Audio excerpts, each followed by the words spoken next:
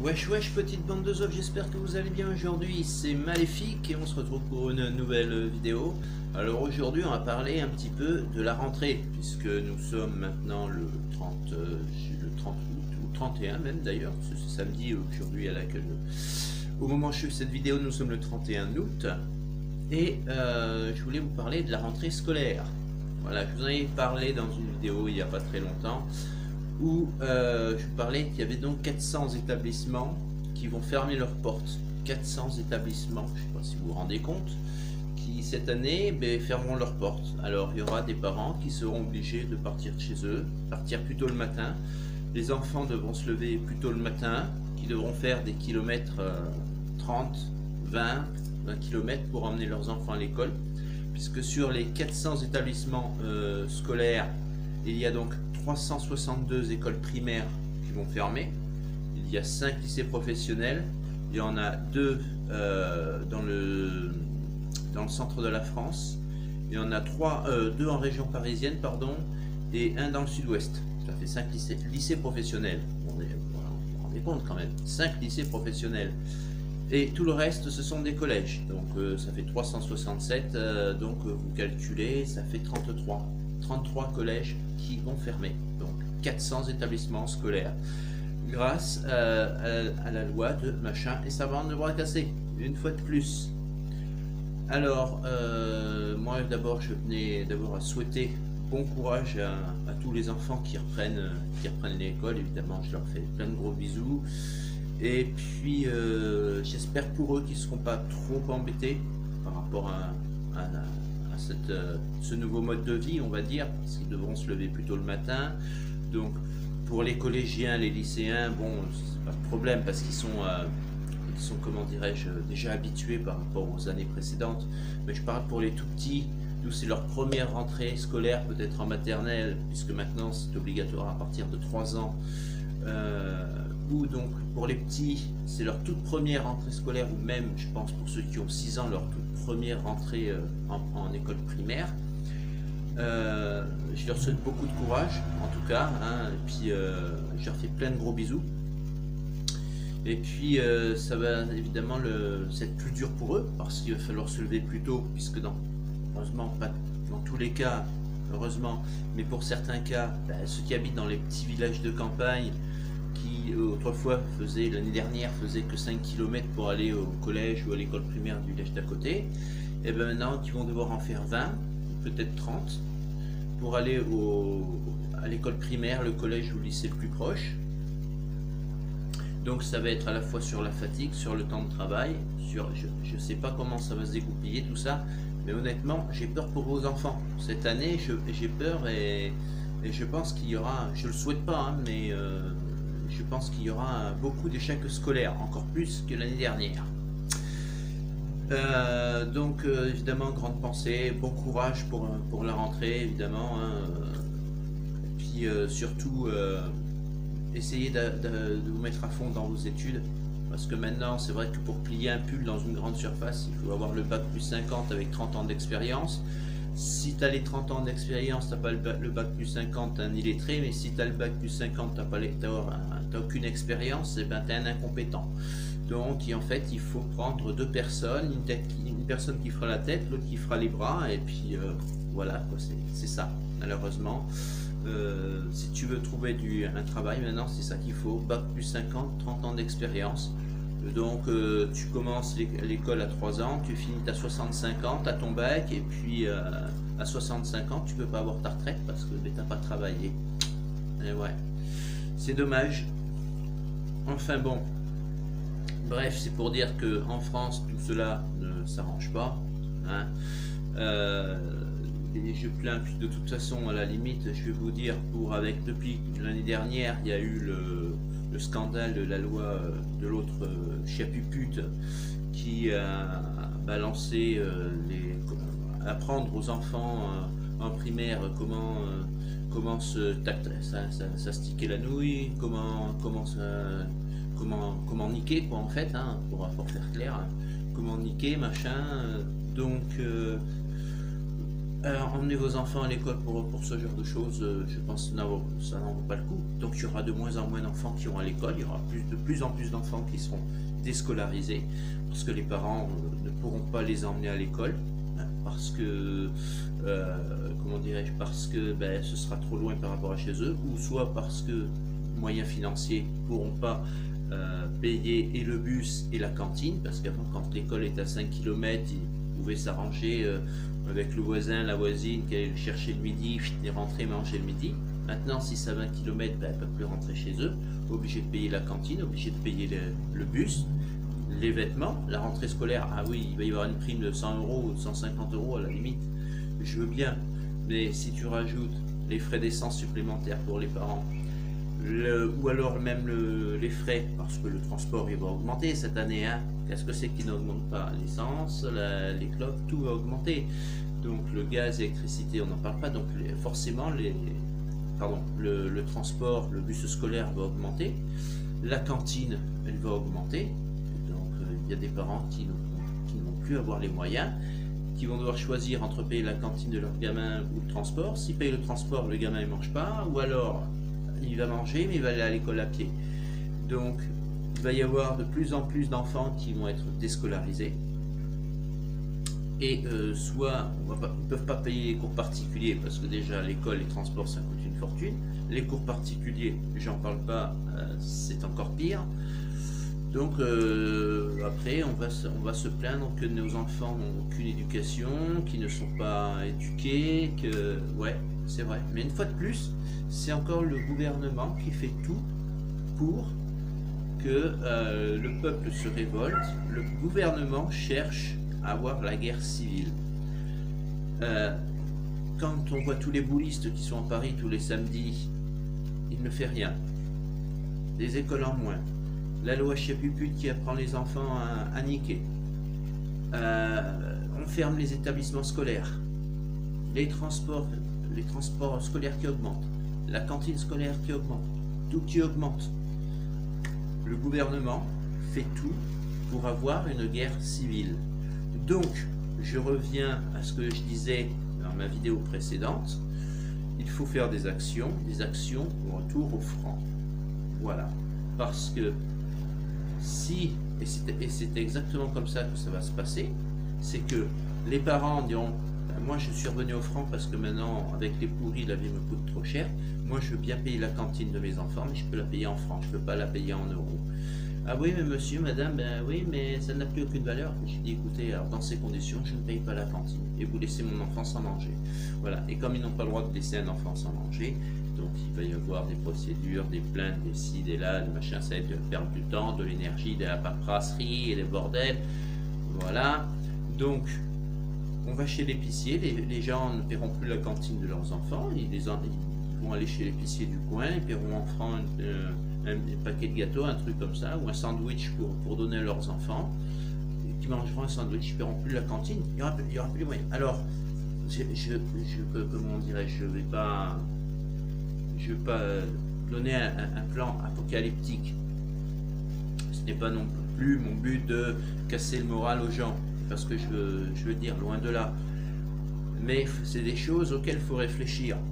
D'accord? Ce sont des choses auxquelles il faut réfléchir, parce que si nous revenions au franc, si nous faisions des actions au franc, justement par rapport à l'école, il est possible, je mets au conditionnel parce que pour l'instant il n'y a rien qui est fait, donc on peut pas se baser sur des choses qui n'existent pas, mais on peut supposer que si on se base par rapport à ce qui s'est passé en 2002, la cantine scolaire serait moins chère, le transport scolaire serait moins cher. Je vais vous donner un exemple. Quand je prenais le bus, moi, quand c'était en francs, en francs, je payais 10 francs le bus. 10 francs. D'accord? Donc, un pourri, 52. Lorsque c'est passé avec les pourris, on a arrondi direct. 2 pourris. 2 pourris. Ce qui fait que ça m'a fait 13 francs 12. 3 francs 12 de plus. Je me suis fait entuber. Et tous les jours, je payais 3 francs 12 de plus. Direct. On ne va pas chercher à faire la conversion du franc au pourri, non. 2 pourris, terminé. Bon, bref, c'est un exemple pour vous dire que si justement nous faisions des actions en francs, si après le transporteur refuse le franc, qu'est-ce qu'il y a? Ben, il n'y a plus de bus, ça fait une personne en plus au chômage. Alors c'est con, c'est le chauffeur de bus qu'on attaque, c'est encore lui qui est emmerdé, c'est encore le petit qui est encore emmerdé. C'est bête et méchant, je comprends, ce ne sera pas la grosse société, parce que lui il s'en fout, il licencie le chauffeur, il aura d'autres bus. Mais si justement cette entreprise-là a tous les bus et que tous les gens se mettent à vouloir payer en francs, il sera obligé d'accepter les francs. La cantine scolaire, tous les parents d'élèves vont payer en francs. L'établissement scolaire sera obligé d'accepter les francs. Parce qu'autrement, ben, ils ne pourront pas payer le service qui délivre les plateaux repas aux enfants. Donc au bout d'un moment, ils seront obligés. Et eux, ils diront au service du plateau repas, si vous n'acceptez pas, je ne peux pas vous payer. Donc, ou vous acceptez les francs, vous mettez en perte des profits. Parce que nous n'aurons pas les moyens de payer. Et si vous nous attaquez en justice, vu qu'on est un établissement public et que nous sommes des enfants, vous êtes quand même obligés de distribuer de la nourriture aux enfants, même si l'établissement scolaire ne paye pas, parce que ce sont des produits de nécessité, d'autant plus que là, ce sont des enfants. Donc c'est vous qui l'avez dans le cul. Et ouais, parce qu'il y a quand même les établissements scolaires, enfin les entreprises qui fournissent la nourriture aux enfants dans les établissements scolaires. Bon, collège et lycée, encore ça peut être négociable parce qu'ils sont plus ou moins grands, ou tant qu'ils sont mineurs, disons, ils ont pour responsabilité de donner à manger aux enfants. Ils n'ont pas le droit de refuser à un enfant de manger, surtout quand ils sont en école primaire.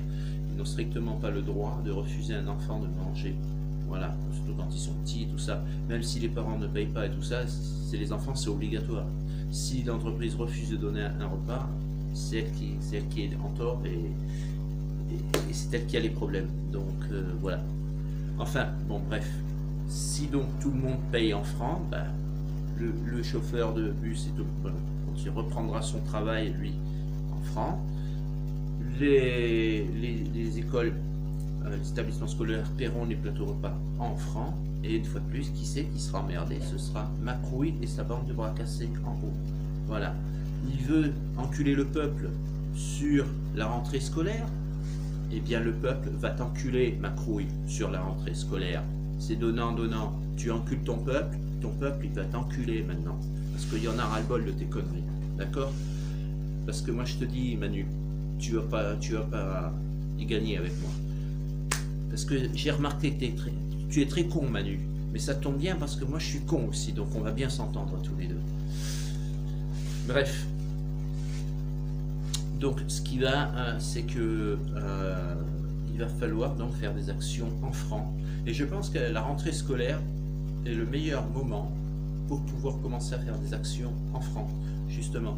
Parce que nous allons arriver dans la transition, donc dans la transition septembre-décembre. La transition, c'est septembre-décembre, c'est la rentrée scolaire, c'est la reprise du travail, etc., etc., etc. Il faut vraiment que tout le monde s'y mette petit à petit. Alors ça peut commencer par être 3-4 copains qui sont dans un petit village, qui commencent à faire à 3-4, ils commencent à faire des actions. Et puis les autres gens, ils vont regarder. Et puis les 3-4 copains, ils vont aller voir Mamie Lucette, ils vont aller voir Papy Roger, et qui eux, ils vont en discuter. Et puis peut-être que Mamie Lucette, Papy Roger dire, ouais c'est bien, ces petits cons là, ces petits jeunes, ce sont peut-être des petits cons, mais ils sont peut-être pas aussi cons que ça, quand même. Voilà. Et puis Mamie Lucette et Papy Roger, ils vont en parler à leur femme, à leur mari, aux voisins, et qui vont dire, ah ouais c'est vrai, t'as vu ça, les petits jeunes, d'où est-ce qu'ils ont sorti l'argent, tout ça. Donc les gens vont commencer un petit peu à s'intéresser à ces actions-là. Puis après, les 4 petits copains, copines de classe, ils vont arriver comme ça. Et puis ils vont arriver dans leur salle de classe, surtout en primaire. Et c'est là que c'est intéressant. Parce que vous allez donner 5 francs à votre gamin, ou votre gamine, vous allez lui donner 5 francs. 5 francs, hein. Je parle de francs, je ne parle pas de pourri. Surtout ne pas donner de pourri. Vous allez donner 5 francs. Ils vont vouloir acheter des bonbons. Les profs vont dire, mais attends, les gamins dans ma classe, ils ont tous des francs. Comment est-ce qu'ils font? Où est-ce qu'ils sortent les francs, machin, etc. Quand ils vont voir les gamins se faire des transactions avec des francs, les gamins, ils vont prendre, on va dire, goût, entre guillemets, aux francs. Parce ils vont se dire tous les matins, ouais, ma maman, mon papa, il me donne 5 francs aujourd'hui, je vais pouvoir aller voir mon copain, ma copine dans la classe, il vend des bonbons, machin, il va pouvoir m'acheter des bonbons, 1 franc de bonbons, choses comme ça. Et les francs vont recirculer déjà par les enfants. Et ce sont les enfants, par eux-mêmes, qui donneront l'exemple aux parents, qui donneront l'exemple aux grands-parents, etc. Et c'est comme ça aussi que par rapport aux établissements scolaires, que l'on peut également développer le retour au franc. Dans les collèges, même chose. Si il y a une classe sur tout le collège, il y a 500 élèves et qu'il y a une classe qui a 30 élèves et qui ont tous des francs et qui vont parler aux copains, aux copines, dans tous les... appelez vos parents, dites à vos parents qu'ils vous donnent des francs, dites si, machin. Et c'est dans les établissements scolaires comme ça que ça va se faire et que les élèves ils vont, machin. Et après, quand les élèves vont dire, par exemple, je sais pas moi, il y a un principal d'un lycée qui dit bon, bah alors il faut acheter une participation pour faire une sortie de voyage de fin d'année ou pour Noël, on a que des francs. Donc on paye, on refuse pas de payer, mais on paye en francs. On ne paye pas avec les pourris. Maintenant, vous refusez nos francs, très bien, on ne paye pas, parce que nous on ne veut pas payer en pourris, on paye en francs. C'est vous qui refusez notre paiement. Nous, on ne refuse pas de vous payer, c'est vous qui refusez notre paiement. Donc par conséquent, bah alors on ne paye pas. Parce que nous, on n'a pas de pourris, nous n'avons que des francs. Nous n'avons que des francs. Nous n'avons pas de pourris. Et il ne faudra pas céder à la méthode de l'harcèlement, de la technique. Ouais, vous avez des pourris chez vous. Non, je n'ai pas de pourris. Vous pouvez regarder jusque dans le fin fond de mon armoire, au milieu de mes slibards troués, jusqu'au fin fond de mes chiottes, et vous ne trouverez pas un seul pourri chez moi. Je n'ai que des francs. Et c'est comme ça que, parmi les écoles, les enfants vont développer les francs. Les gens à l'extérieur, les petits commerçants vont développer les francs.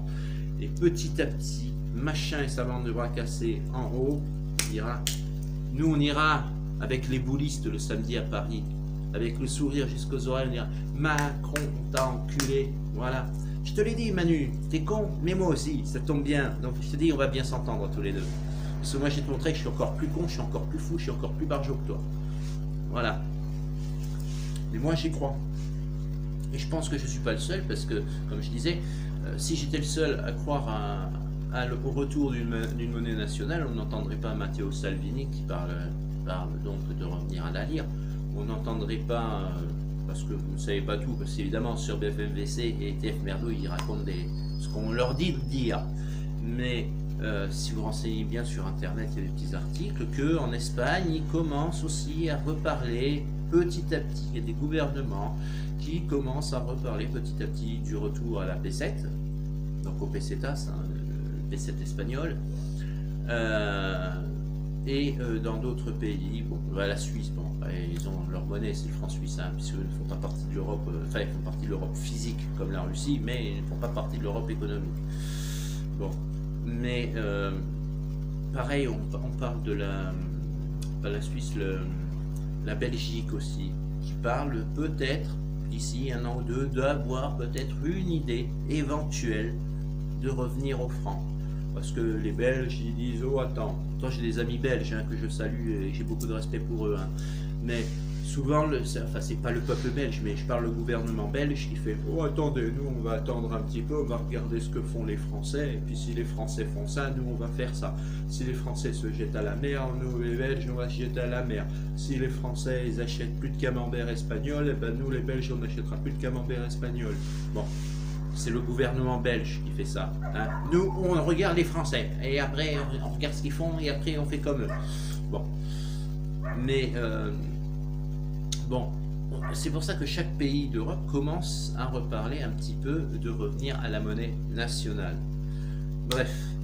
Donc, aujourd'hui, 2 points importants qu'il faudra retenir de cette vidéo. C'est 400 donc, établissements scolaires, je ne sais pas si vous vous rendez compte, c'est 400 établissements scolaires qui vont fermer à la rentrée, dont 362 écoles primaires, 5 lycées professionnels et tout le reste des collèges. Donc il y a 367, je vous le disais, 33 collèges qui vont fermer. Je pense que ça devient grave, quoi. Ça devient grave, c'est même plus que alarmant et préoccupant à ce stade. De dire que le futur scolaire, le futur éducatif de nos enfants est compromis, moi ça m'inquiéterait, je veux dire, j'aurais des gamins en France, j'aurais les boules quoi, je m'inquiéterais sérieusement pour leur futur.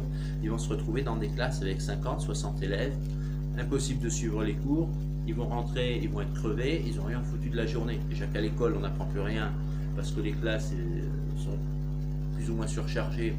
Dans certains établissements ils étaient déjà à 35, là ils vont se retrouver à 50. Les universités, j'en parle pas non plus parce qu'ils ne parlent pas d'université fermée, mais il y a forcément, je le souhaite pas, mais malheureusement je suis sûr qu'il y en a. Donc je m'inquiète honnêtement pour le futur de vos gamins. Et je m'inquiète honnêtement pour leur avenir professionnel. Et puis voilà, j'espère que si on arrive à revenir au franc, ce ne sera pas l'Eldorado, ce ne sera pas la meilleure des solutions, certes. Mais est-ce que cela pourra peut-être améliorer une partie de notre confort de vie physique et surtout psychologique. Et je pense que si le côté psychologique va un peu mieux, le côté physique ira également nettement mieux. Voilà. Et première chose importante et deuxième chose importante, c'est surtout, j'insiste bien là-dessus, essayez s'il vous plaît de réfléchir à mes idées. Je ne vous dis pas que j'ai raison, je ne vous dis pas que ça va être la solution miracle, que c'est l'Eldorado, mais je vous demande de réfléchir, s'il vous plaît, à ma solution. Reprenez vos francs pour faire un retour aux francs. Parlez-en à vos voisins, à votre grand-mère, à vos parents, à votre cousin, à votre cousine, vos meilleurs amis. N'hésitez pas à en parler autour de vous. Même si vous leur dites, écoutez, voilà, j'étais sur YouTube et par le plus grand des hasards, j'ai trouvé un gars, il parle de revenir au franc. Il fait des vidéos, moi ça me parle pas parce que j'ai pas connu les francs. Je suis peut-être un peu jeune, j'ai 20 ans, j'ai pas forcément connu les francs. Mais apparemment, il paraît que c'était mieux il y a 20 ans de ça, ou il y a maintenant on va dire 17 ans de ça. Donc moi j'ai pas d'idée, mes parents ont plus d'idées, m'en ont parlé, que au temps des francs c'était mieux. Voilà, je dis pas que c'est un évangile qu'il a raison, mais au moins prendre 5 minutes de son temps, écouter quelque chose qui est intéressant, qui pourra peut-être apporter une solution, même si c'est comme je dis, je le répète, c'est pas une solution miracle, c'est pas une science infuse, c'est pas l'Eldorado, mais en tout cas ce sera, je pense, une vidéo qui sera plus lucrative et plus intéressante à voir, à regarder, que de regarder les conneries de jeux vidéo qui passent à tire-larigot sur YouTube, qui t'abrutissent la cervelle et qui t'apprennent rien de la vie. Voilà, donc les établissements scolaires, je vous souhaite à toutes et à tous une excellente rentrée scolaire, je vous fais plein de bisous, bon courage, première chose. Et deuxième chose, reprenez les francs, retour aux francs, reprenez les francs. Si cette vidéo t'a plu, ben écoute, je t'invite à mettre un pouce bleu, un pouce rouge, un mauve et un violet, je ne les vois pas parce que je suis daltonien, de t'abonner à ma chaîne bien sûr, d'appuyer sur la clochette de notification qui te permettra de recevoir mes vidéos en temps normal. D'ici là, je te fais plein de gros bisous, je te dis porte-toi bien, ZDX, sois heureux, wesh wesh, et à très bientôt pour une prochaine vidéo. C'était Maléfique.